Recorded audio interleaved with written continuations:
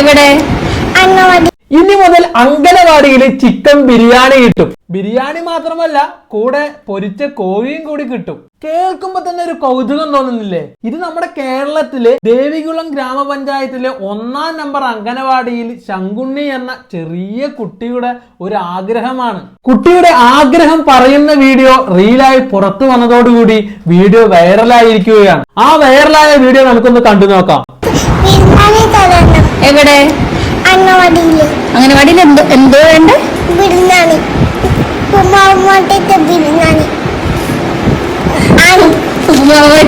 ബിരിയാണിയും എന്തോ പൊരിച്ച കോഴി. പറയാം കേട്ടോ, നമുക്ക് പരാതി അറിയിക്കാം കേട്ടോ.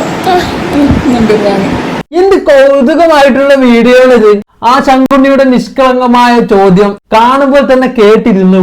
എങ്ങനെ ഈ വീഡിയോ വൈറലാവാതിരിക്കും? ഇനി മുതൽ അങ്കനവാടിയിൽ ശങ്കുണ്ണിയുടെ ആഗ്രഹം പോലെ ബിരിയാണിയും പൊരിച്ച് കോഴിയും കിട്ടും എന്ന് പറയാൻ ഉറപ്പായിട്ടില്ല.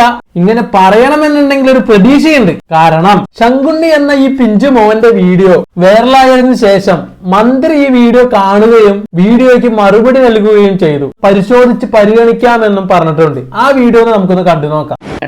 ദേവികുളം ഗ്രാമപഞ്ചായത്തിലെ 1-ാം നമ്പർ അങ്കണവാടിയിൽ ശംഖു എന്ന ഓമന പേരിൽ വിളിക്കുന്ന പ്രജ്വൽ എസ് സുന്ദർ, അങ്ങനെയാണ് ഞാൻ മനസ്സിലാക്കിയത്.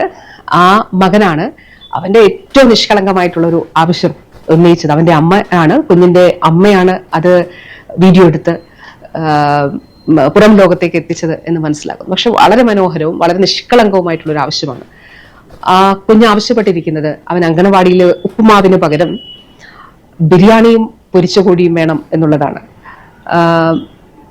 ഒരു കാര്യം ഇതുമായി ബന്ധപ്പെട്ട് പറയാനായിട്ട് ആഗ്രഹിക്കുന്നു. ആ അമ്മയ്ക്കും അംഗനവാടി ടീച്ചറിനും അവിടുത്തെ അംഗനവാടി ടീച്ചറിനും അതോടൊപ്പം അവിടെയുള്ള എല്ലാവർക്കും എൻ്റെ സ്നേഹാഭിവാദ്യങ്ങൾ.